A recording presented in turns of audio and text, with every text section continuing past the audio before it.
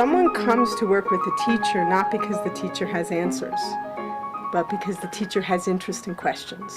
The fact is, the real answer for each person is in their own nervous system, in their own belief system and way of being in the world. You don't have another person's answers. But if you've been thinking about the work for a while, you might have questions they haven't thought of. My wish is to be present inside of the movement. We talked about, well, what does that mean? And I thought not just to be present, but to grow up inside of the movement. And so Bruce asked me what was different between, I realized that maybe part of the reason that I wasn't fully there was because I remember when I first started performing and I first loved it and I held on to that feeling so hard that I stayed at that age. What age is that? It's 15 to 23, somewhere in there, inside of the movement. And I thought that I have to just keep getting back to that age to get that feeling. Down came the rain and washed the spider up.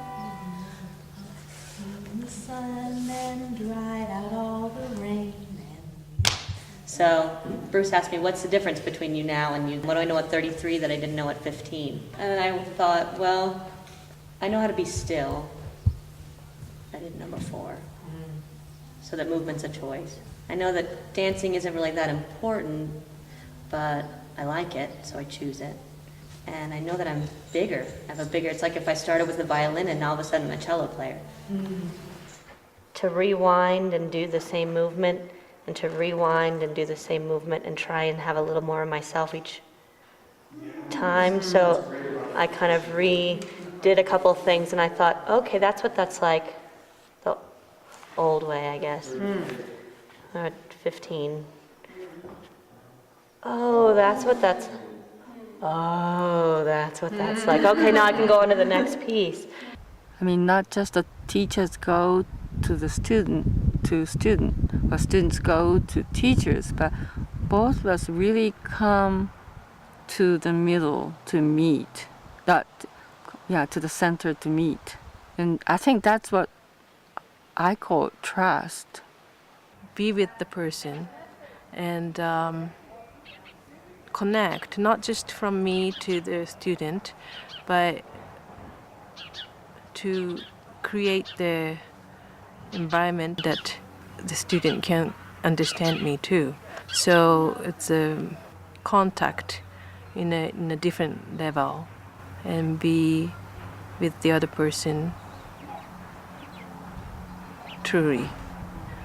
And going this way and going that way. Like an outline. Ding. Outline, contours.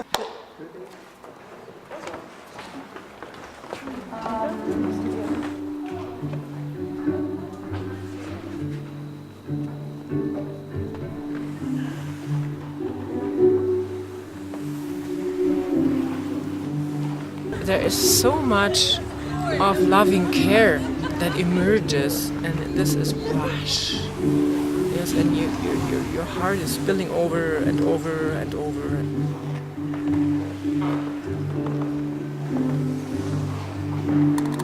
When Gabi, she is the one who is from Germany and we're traveling together, did that with me, I really started weeping and weeping and weeping. I couldn't stop. And then, it got deeper and deeper and deeper. And in the morning when I woke up, I was really exhausted, but in a nice way.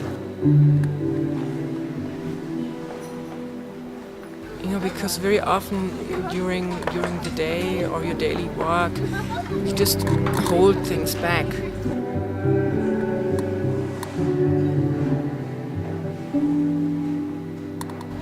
I had time just to let all this sink down, and it's it's like it has a cleansing, purifying effect, and it washes out a lot of things out of you. You take the brakes off. You're not holding anything back at the moment. You don't keep a funny face, to take this as a metaphor. a face which is accepted in public, you know. And you just let go. I just am what I am. And for me, it has to be incredibly user-friendly. To add another thing to my to-do list is unrealistic.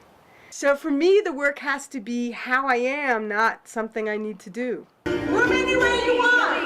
Now turn your hands on and try the hula.